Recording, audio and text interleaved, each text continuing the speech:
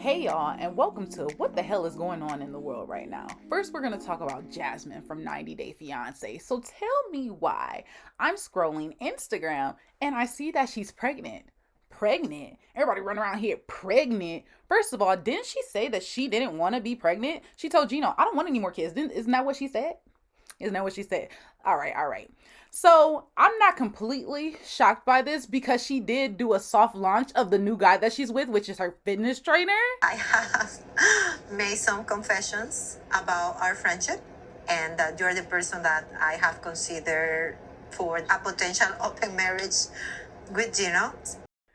That's insane.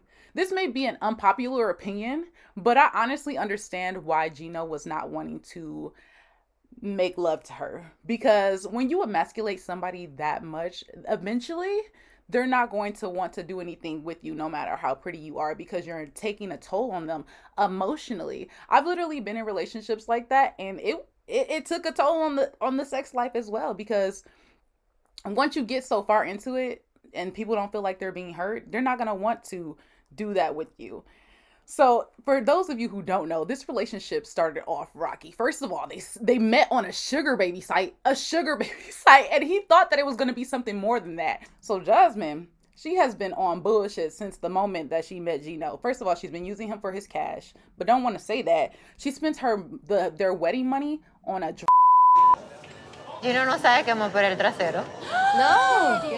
¿En serio? Yo no se lo he dicho. Estaba dándome, o sea, como una mesada, pues, para mi vestido de boda, ¿no? Y ahí está. And she was also living in the same apartment building as her ex, while Gino was helping her pay her bills. What sense does that make? And on top of that, when she finally got to Michigan, because I guess she lives in Michigan now, she was complaining that it's so cold. I'm like, yes, it's cold. I'm sorry. You come from a sunny place. But she was complaining that it was cold. And Gino was like telling her basically like, I got laid off or whatever. And he was like, I'm low on funds. So tell me why she sat up here and was like, oh, I want to join a pageant. I want to do a pageant. Like, does that even make any sense? You hear your husband talking about, I don't have enough money to support you right now or to do anything extra right now, but you want to sit up here and do a pageant that costs a whole bunch of money. She never really listened to him. And so that's why, for me, it's understandable why he did not want to be intimate with her, because she was draining him emotionally. But now Gino, he wasn't perfect, because when they first got together, this man sent naked photos of Jasmine to his ex to make her jealous.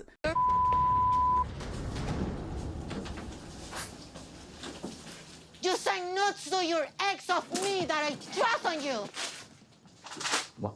Say what now? What nudes? The nudes you sent to her.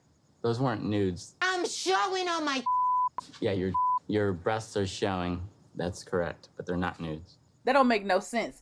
And then on top of that, when they were on the 90-day resort or whatever, he was talking about how his ex never gave him any issues like that and that they were perfect. And then, what is his name? Florian, he asked him, so why aren't you with her if y'all never argue like this? And he didn't really want to give a real answer. But I'm pretty sure that he was probably controlling her financially, because Gino, he's a very passive aggressive person. I've dated these types of guys, and they try to control by other means instead of being assertive about what they want. So there's that. And so I guess Jasmine, she had got fed up, and so she mentioned an open relationship while they were at the resort to get therapy and stuff like that. And he wasn't having that at all. But when she was with her friends just by herself, she ended up calling him on the phone, talking about, oh yeah, I was talking to them, letting them know about the open relationship that I was telling them that I wanted to have with you. Mind you, this is her personal trainer. Then she shows up on Instagram with the same man's baby. That's crazy.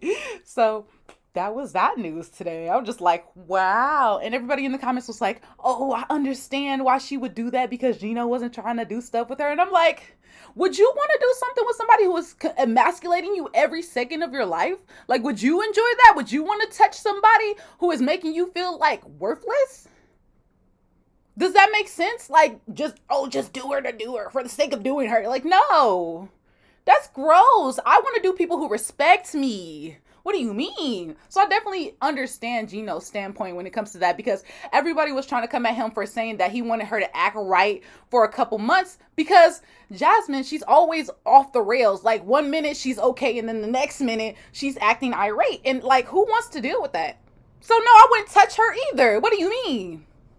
All right, so let's move on to the next topic. So I saw this video of Neyo. I guess he was on the Breakfast Club, and he was explaining that the reason why he didn't want, he was explaining like his relationship, his polyamorous relationship and things of that nature. And he was basically saying it's nobody's business, which, fine, that's true. Why people don't understand the lifestyle that you choose to live. To keep it as blunt and quick as possible, I don't know and I don't care. It ain't for you to understand. But in my opinion, I really don't think Neyo is polyamorous for the right reasons. I honestly think he has an addiction, which he said in 2008 on Because of You. Want to, but I can't help it. I love the way it feels. He was doing that. He was saying all that. He was letting y'all know he had an addiction. And what's really sad about it is that you can see it. Literally, he made his first wife tie her tubes and said, oh, I don't want any more children, just to cheat on her with another woman, get her pregnant, and cheat on that other woman. And then now he's talking about, oh, well, I need multiple women. Sir, you might need a little bit of therapy. Just a teeny bit. I'm not trying to go at you at all. He's a very legendary, talented singer and songwriter, and he been doing his thing. But it's just to try to represent polyamory in that way is just like unethical a little bit, because it's clear and evident that you may have an issue and you're using women's bodies to cope.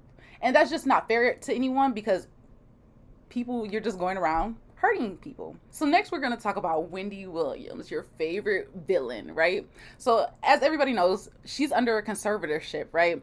Where people are managing her money because they feel like she is not mentally able to do so. But I guess she recently got on the Breakfast Club and she sounded pretty clear to me. But like, if you want to ask my opinion, my opinion on that conservatorship, I don't care how mentally ill you think I am. Nobody else is finna be handling my money. That is crazy. And it's so funny because now everybody want to be on Wendy's side, but y'all was talking all this crap about her when she was on her show. But nobody is like Wendy Williams. As you can see, now all of a sudden y'all miss her, because ain't nobody's show hitting like the Wendy Williams show. She might have said some stuff that hurt people's feelings, but she kept y'all engaged. Let's be real. Let's be real. You can't be liked by everybody. You can't be liked all the time. Eventually, you're going to say something that people don't like. And I'm not saying she was perfect, but she was entertaining. She was very entertaining. Unlike certain people, I mean, obviously, other shows aren't doing as well as hers. Let's be honest. Other shows that replace hers is not doing as well as hers. Not, I like the girl on the new show, but she is not Wendy Williams. All right, so that is the end of our what the hell is going on in the world today segment. If you enjoyed this and you want more, please give me a like and a follow, and just comment below if you want more, because I will make you more, you know.